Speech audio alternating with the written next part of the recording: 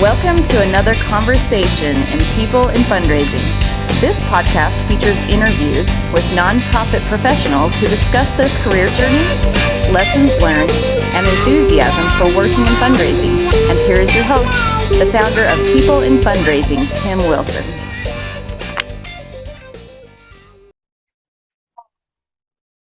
Hello, everyone. My name is Tim Wilson. I am the founder and host of the People in Fundraising Professional Conversations podcast webcast. And today is Monday, August 15th, 2022. I've messed that up before. But today I am really excited and happy to welcome Renana Kehoe to our podcast. Renana, how are you? Hi, Tim. I'm good. Thank you so much for having me. Yeah, thank you. I'm delighted. Renana is in a new position, relatively new position. She is the Director of Development at the Bellforge Arts Center in Massachusetts. And as she goes through our customary first question about how she entered the nonprofit field, I'd love for you, Renana, to tell us about this role and the Arts Center itself, what attracted you to Bellforge, and I think it'd be great for our audience to hear about it. So that sounds good. We can begin with there. How did you enter the fundraising profession? So, my answer to this is going to be, I think, what a lot of the other answers from others has been, right? Nobody goes to college and majors in, well, maybe they do now, but in fundraising, right? It's something that we kind of stumble upon and then end up falling in love with because it is really awesome and it does take many different shapes. So I was finishing up grad school in Boston and have always loved museums, nonprofits, arts organizations. And as soon as I finished grad school, there was a position opening at the Gardner Museum, the Isabella Stewart Gardner Museum in Boston. And so I was very lucky. I knew somebody who had worked there and kind of just started learning about it and connecting. And then I got the position and just fell in love with the institution, with the work, with engaging people in the arts, with, we grew up always knowing about, donating your time, your money, your efforts, my parents were always about how we're part of a bigger community and we have to give back. So I didn't know the field was called fundraising or any of the actual mechanics that went into it, but always something that was in the back of my mind. So putting all of that together was just really awesome. And then I ended up staying at the Gardner Museum for about 8 years. Oh, wow. Yeah. So from the beginning of the campaign of the new building, which I need to stop calling a new building because it's not new anymore, in 2012, but till well after that. Okay. And what were your roles, just quickly, at the Gardner? Yeah, so I started in the membership department, and then, was later promoted to like a database operations manager, later promoted to gift management and research, okay. And then again promoted to just overall operations and prospect management at the end. Oh, yeah. And the whole time, too, I was also what they call a museum teacher, which is a docent, essentially. So on my lunch break, I would also give tours to the public of the museum. Oh, my goodness. Really teach some small museum courses and little tours. So it was really fun place to see. That's so cool that you could merge your interest in art and giving tours and meld that into your day job. And in your day job, you had several different roles over time and just have a broad exposure to fundraising. So that's awesome. Yeah, it was awesome and very much, to your point, very, very connected, right? So, the tours that I would do, some of them were very VIP tours. So the fourth Mm. floor of the Gardner Museum was her residence. It's not open to the public, but there is a lot of art there, and there are a lot of cool rooms there. And so I designed this tour that was, for these VIP prospects. And so Mm. again, coming at it from the fundraising lens, thinking about what they might be interested in, marrying that with the art history piece. I just loved it. I love doing that. Oh, it's so cool. So was it hard to leave that world? That both professionally, personally had a lot of interests and skill development for you to go on to your next opportunity. It was and it wasn't. So first of all, I'm not sure I completely left. I actually Oh, was realizing in preparation for this conversation, actually, I was thinking about those days, and I realized just this month I saw like 4 different people who I worked with at the Gardner. So oh, I'm still very connected. I mean, they're no longer there, but I'm still very connected with a lot of the people that I knew back then, and still follow the institution and, support the institution. So yes, I left my full-time job, is no longer there, but I still feel very invested in it, I guess, for lack of a better word. It was hard, but it was, the opportunity at the Harvard Art Museums came up. I really couldn't turn it down. And yeah, so, it was time to make the move. sure. Yeah, that makes sense. And then you and I got connected through NEDRA, the New England Development Research Association. That was about 8 years ago or so. Yeah. And I think you were still at the Harvard Art Museums at that point, maybe? Yeah, I think so. Okay. Yeah.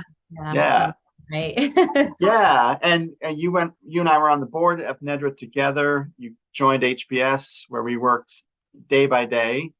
And then you recently just completed your tenure as the NEDRA president, correct? Yes. Okay. Yeah. Awesome. So that was a very fast 2 years. So I was elected to be president in January 2020. Of course, back then we all thought, cool, the world's going to be awesome and normal. We have vacations coming up, and and then then March 2020 happened. And then later that year, and that spring, I took my term as a president, and it was different. It was very different from what what we were all expecting. But yeah, I will say though, I was so lucky. I had a tremendously amazing board, and even like the executive committee, right? So like the vice president, the secretary, the treasurer. I mean, these people are some of my best friends now, and I would not have been able to do any of it without their help and their support. So I was very lucky in that way. Yeah, now that's great. It's such a rewarding and challenging opportunity. It's a volunteer role. For those who aren't familiar with NEDRA or prospect development as much, it's one of the largest chapters in the United States for prospect development, data analytics, research, and overseeing 400 or so members and across hundreds of institutions in New England. It's been around for about 35 years.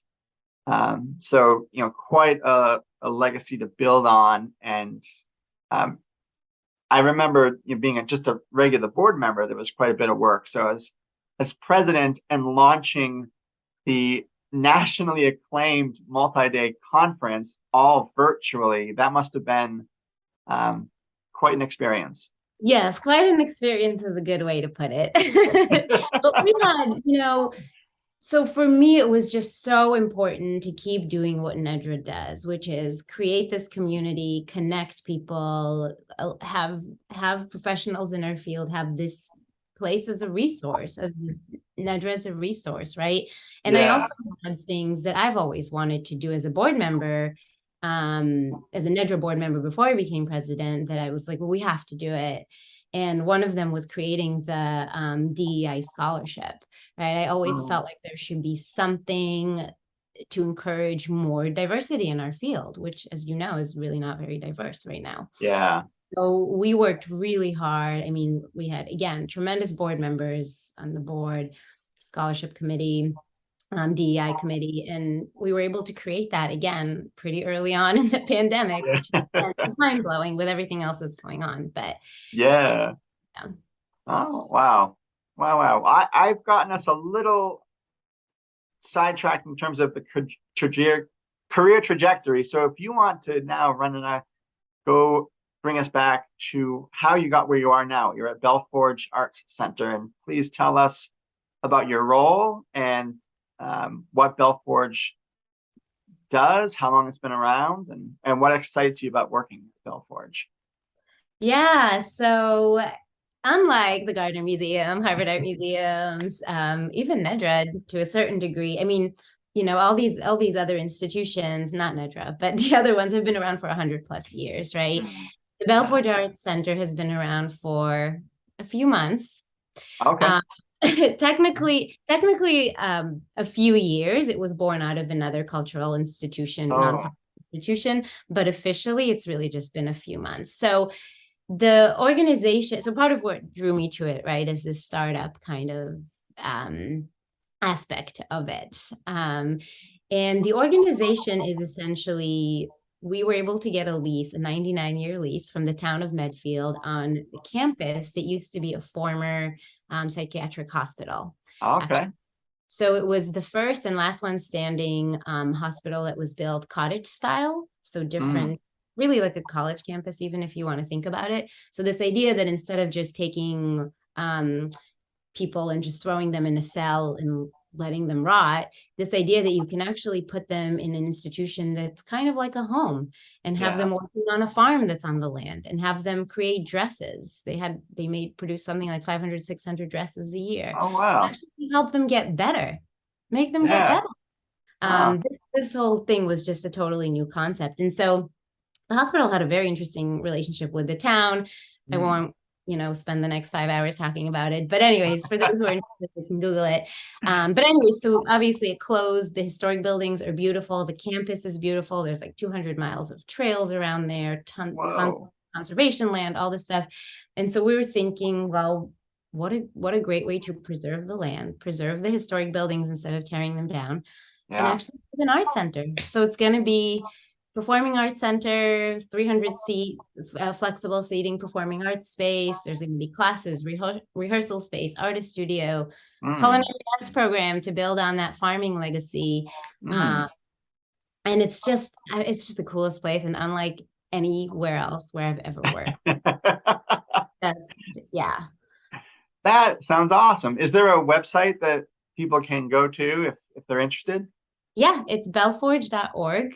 Okay. And so the buildings that we have obviously not been renovated yet because I have to raise the funds to do that. But what we do have is, again, the beautiful outdoor campus. So pretty much every weekend this summer, and we started this a few months ago, we've been just hosting outdoor concerts and programs, and people bring their blankets. We have a food truck, we have a beer truck, we have it's just a lot of fun. So we've had over 5,000 people come so far. Nice. We're expecting a few more to come to events this fall once people are back from their summer travels. And it's just been, I don't know, it's just been so much fun. That sounds awesome. What a great opportunity, to develop something new on something that, you're building on a foundation, but you're revitalizing these structures and making it new and something that can give back to the community, attract attendees and hopefully prospective donors as well. I know a little bit about you and your love of arts and such, and so that must be really fulfilling as well to have that. Yeah, absolutely. And the other piece of it is, I'm very passionate about DEI work, diversity, equity, inclusion, and belonging. Part of the thing that you get to do when it's a brand new institution that hasn't been around for so long is really build that right into what you're building right from the start. So interesting. Our executive director actually figured out which Indigenous peoples used to be on the land and started conversations with them so that they're already part of this, thinking about what does this look like in the future? How can we be inclusive right from the start? And that's something you don't get to do when you've again, when you're in an institution that's been around for 100+ years, right? So, yeah. I had never thought of that, but that is an excellent point. Yeah. Yeah. Yeah. So interesting. What are the native tribes in that part of kind of southern Massachusetts or So central? on our land specifically, it's the Nipmuc tribe. Okay. And so I mentioned to you earlier, there's an agricultural field as part of the property. And I guess, so I know nothing about agriculture or anything like that, but I guess there's a certain way to grow things that is sustainable and is not necessarily the way we grow things now, which is not as good for the earth, I am told. They've kind of already started talking about what that looks like. Oh, cool. Hoping to have a culinary arts program, farm to table kind of thing as well. And so having even just those insights is just going to be tremendously helpful. So cool. Tim, I have to ask you, so speaking of agriculture and fields, you were recently at the Field of Dreams, right? Yes, I was. Yeah, thank you for bringing that up, Renana. Yeah, so I took a 1-week pause from posting interviews. My family, my wife, and I have 4 kids, and we moved out to Utah 4 years ago from Massachusetts. And I've developed a strong interest in showing our kids, more of the country than they had when we lived in Massachusetts and they were younger. So we have some friends in Lexington, Kentucky. Took a 9-state road trip, and on the way home, it was crazy. We didn't plan on this, although I love the movie Field of Dreams. But we went on a Sunday afternoon. It was gorgeous, just bright blue sky. And I didn't have the idea to go there until Friday before, like 2 days before. I was mapping out our trip home, and I thought, man, like it is way off the highway. Yeah. It's kind of close to Wisconsin and Illinois in that part of Iowa, but it was so worth it.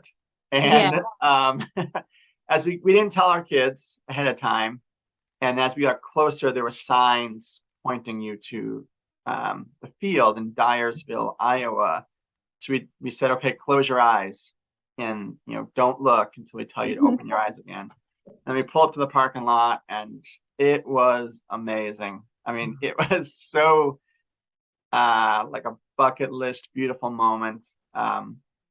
We got out of the car. My wife and I both started crying like right away. Like, Tim, I love it. Yeah.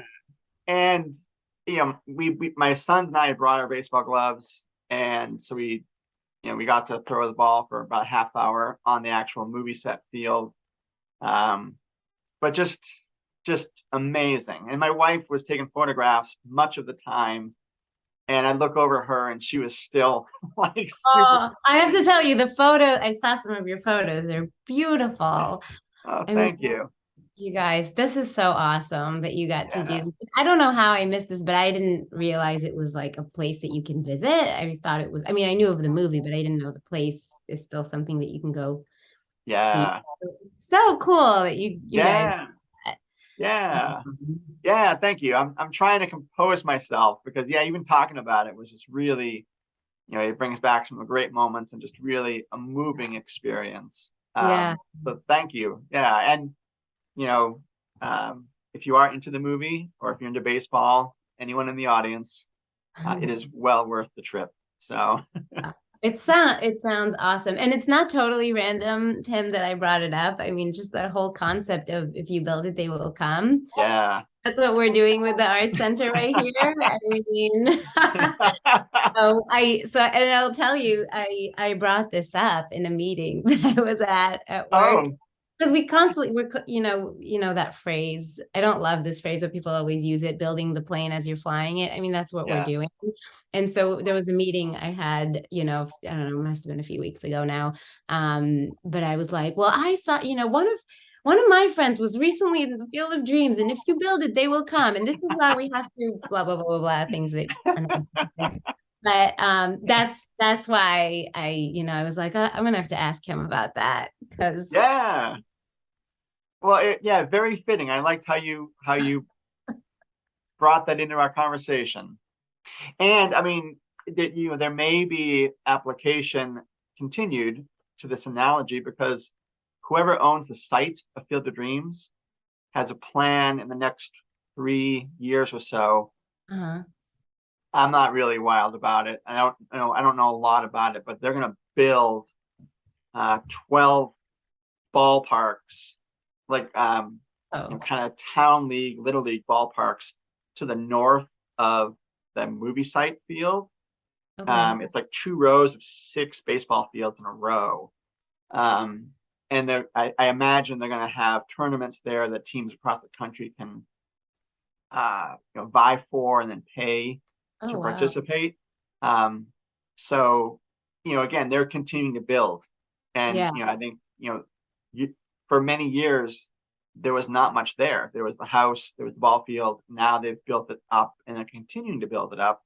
So just like with Bellforge, you're Yeah. starting with this foundation of existing structures, Right. and your vision is the Culinary Institute and concerts and Visual sustainability efforts. arts, dance, it's going to be everything. Yeah. And also to continue with this, right? It's also building on the legacy of what the place used to be. So with us, it's very much about using the arts as a healing power, right? And healing through the arts, right? And building on that legacy of this place was built to actually make people better. And it's about recognizing the mental health piece and how do we get better, how do we improve by doing these things and remaining active. And so it sounds like it's the same thing for the baseball field, right? They're making it bigger and more. So can we name this episode Field of Dreams? Yes, we can. Yeah, Field of Dreams, parentheses, the one where Tim cries. As long as it doesn't say the one from Renana made Tim cry. I'm never going to be invited back. It's okay. Oh, that's totally fine. So, so this sounds really exciting, Renana, for you and for the future of Bellforge. Are there other elements of the opportunity, in addition to what you've talked about already, that as you became aware of it and were going through the process of interviewing and considering it for yourself, are there other aspects of Bellforge or the day-to-day work that was very attractive to you? Yeah, I think, other than the startup opportunity, I mean, look, it was very hard to leave HBS. I loved, loved, loved my teams. I had two wonderful teams, the gift management, the research team. I love the work. I've always been, I've always done fundraising for institutions where the mission very closely aligns to my own. So the arts, yes, but education too is something I've always felt very strongly about. And so it was hard to leave. And especially because, over the past couple of years, we've been doing a lot of work to kind of, restructure and reposition, especially the research team. And we have been making really great headway and kind of working on strengthening some of these relationships. And so, it was at a point where I felt like, and actually you and I have talked about this too. It's like, where am I adding the most value, right? So we were at a place at HBS where both teams would have been fine. We put a lot of infrastructure in place. They're positioned really, really well. It's okay. It's okay to go. They'll be okay. They're good. They're Yes. up. They're at a good place. Where can I add more value next, Yeah. right? And that's kind of what drove that decision. And when I saw this project, obviously I researched like the board members and what they've done so far and how likely are we to be successful. But then it just sounded like a really unique and great opportunity. So That's awesome. And in terms of your day-to-day work, you and I were talking a little bit about it before we went recording. So, because again, going back to your beginnings at the Gardener, you've had this really expansive portfolio of different responsibilities, kind of centralized functions. So what do you oversee at Bellforge, and what are the resources that you feel like you need to take Bellforge from a fundraising perspective, development perspective forward? So I just need $25 million. Okay.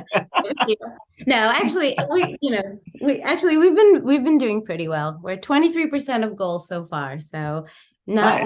not bad, considering we've Yeah. only been fundraising for a couple of months. No, but I think, it's interesting. That's a good question. Throughout my career, I've overseen different parts of development, but never like the whole thing. And so Yes. this is like, like I was saying to you before, it's not like I went from overseeing gift management and research to now overseeing something. It's like, it's still gift management and research, but also frontline strategy, all these other, but, a little bit of fundraising for programming as well. Like, so it is everything. It's a lot bigger. Part of what's also attractive about this position is the challenge, right? Of trying to do all of that, to build the team, to contribute to a small team that's growing. Yeah. Yeah. Huh. Wow. So talk us through, and every day is different, I imagine, but how do you approach the finite resources and time for any one of those different areas, whether it's research or fundraising for programmatic, the gift management side, Yeah. Putting together recruiting. cultivation events. Yes, yes, Yeah. It's about prioritizing and planning and acknowledging that we have, this many resources, not this many, right? Yes, And so really, like with every institution, it's about prioritizing. And again, I think back to my humble beginnings at the Gardner Museum, where we didn't have a giant budget for a long time, and then it changed, and then so it's really just about prioritizing and thinking, what can we do now? And and then again, I'm very lucky to have a really great team here. Everybody's just doing everything that they can. I mean, everyone is just so passionate about this too, right? Everyone that's here at the Bellforge is like into it. We also have a tremendous board. Again, they're volunteering and they're just putting everything into it. So I think it really is just about prioritizing, planning, trying to identify, what's really going to move the needle. Like, I would love to just screen by hand every single person that's ever given us $10 and see who we should go after. But that's not realistic, right? We don't have that time. So yeah. And do you partner with other performing arts, visual arts organizations, either specifically in Medfield or in that area, or Greater Boston, certainly? Yeah, definitely. So this is going to be, yes, we're located in Medfield, but this is going to be regional. This is going to be, there's really not much. Most of the arts resources, as you know, Tim, are in Boston. There's really not much outside of Boston. So this part of this project too is about this access and kind of equity to these arts resources. So we're really thinking about this as a big, beyond Medfield. So because of that, this summer with all of our programming, we have been partnering with all sorts of institutions. So Great Scott, which was an awesome venue that was in Boston, Allston for a long time. They recently closed because of the pandemic. So we did a pop-up with them, and we had a bunch of bands that they put on. Cool. We're working on a few other partnerships. I probably shouldn't be saying this until it's official, but we're trying to do something with Club Pessim as well. Okay, nice. And I think the more people we can partner with, the more we can have, again, different audiences come to the campus, different performances. We partner with Hip Story as well. We're going to have a BAMS Fest pop-up. I think it's coming up next weekend. So cool. Yeah. And this is a totally, spur of the moment question, and you may not have it all formulated yet, but if you, as you're talking, I'm just imagining, and I don't know what your situation is like, but I'm imagining you in an office overlooking the village part of Bellforge on the days that you're maybe not working at home. And in your mind, maybe if you daydream for a moment, what does Bellforge in the future look like? Whether it's a year from now or 5 years from now, what do you see, either day to day or in terms of venues and programs and such?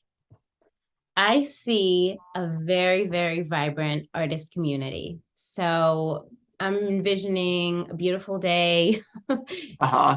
My office that you put me in. I'm envisioning seeing a beautiful, again, there's lots of just beautiful grass and trees. And of course the grass is all yellow now, but I'm picturing a day when we get some rain.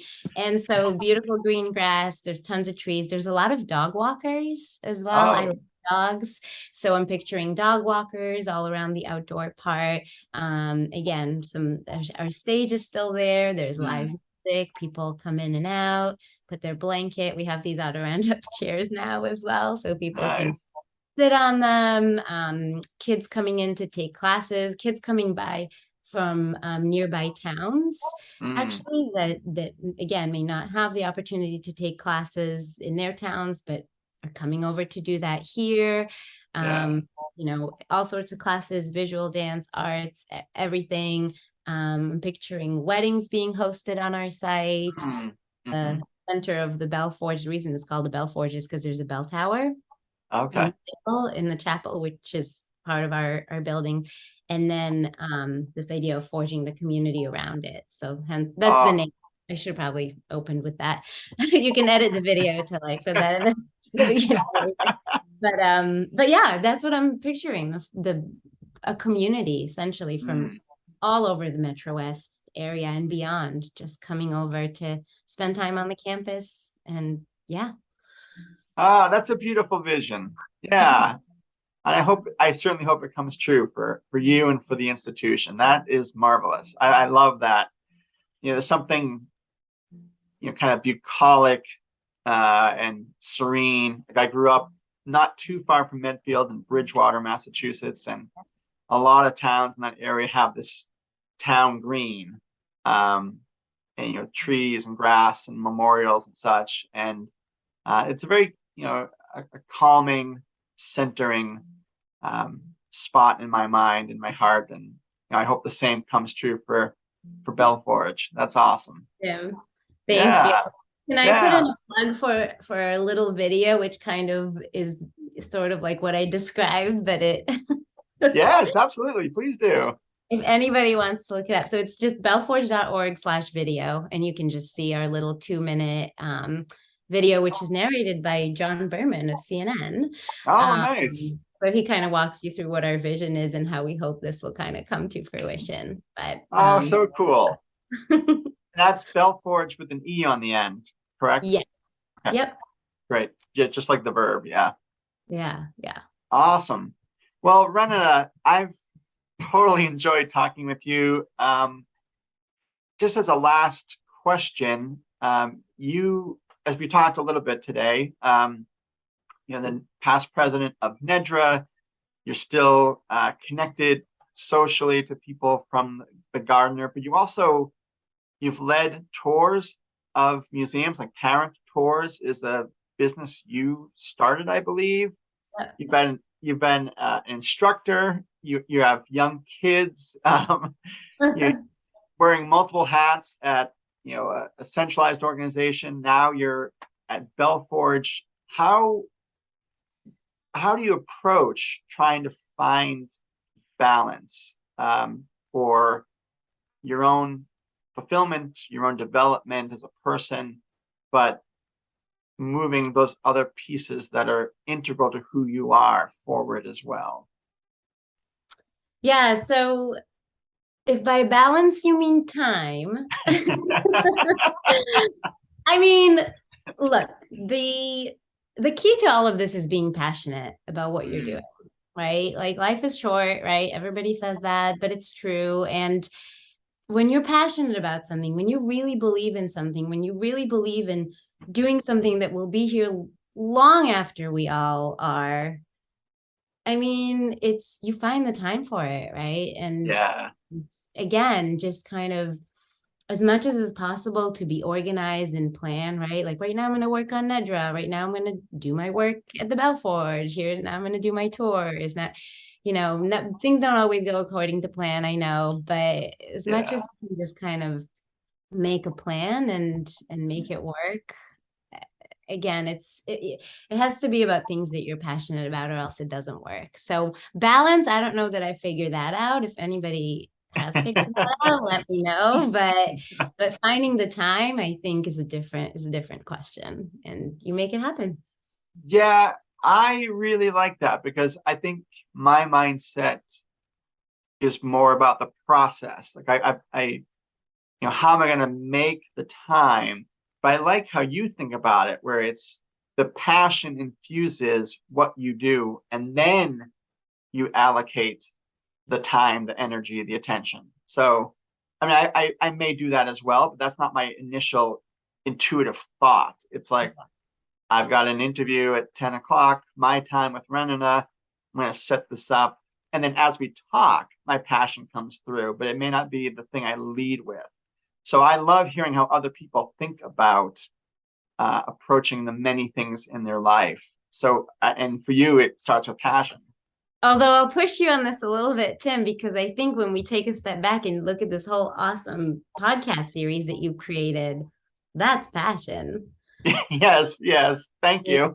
Yes. It's so cool that you're doing this, and it's so awesome. I've watched a few of them. They've been wonderful. Like you've nailed it, and Thank you. There's got to be passion that's driving that a little bit. So yes. Yeah, thank you. I appreciate that. That means a lot to me. And I think at some point I will do a very short video, or maybe someone can interview me about where I got this idea and the passion behind it. Maybe like the 100th episode or something, or the 50th. Yeah, that's a great idea. But yeah, and I really appreciate having you on. It's great to reconnect with you, Renana, and to talk about certainly the roles and the institutions, but again, bringing it back to the things that motivate you has been really enriching. So I appreciate your time today. Thanks, Tim. It's been so fun to be on here. Thank you for inviting me. And again, thank you for doing this, and always good to see you. You as well. Thank you so much. Well, Renana Kehoe, thank you for your time today. You in the audience, viewers, listeners, you can find Renana's conversation on my website, peopleinfundraising.com, or in a few weeks, if you follow this initiative strictly on LinkedIn, it'll be up probably sometime around Labor Day. So thank you for your support. Thank you for ideas, suggestions for this podcast, interviews, ways to make it better. I'm open to suggestions. I'm a one-person shop, and I think you're right. Renana, the passion comes through, but doesn't always equate to skill. So I'm working on the skills too.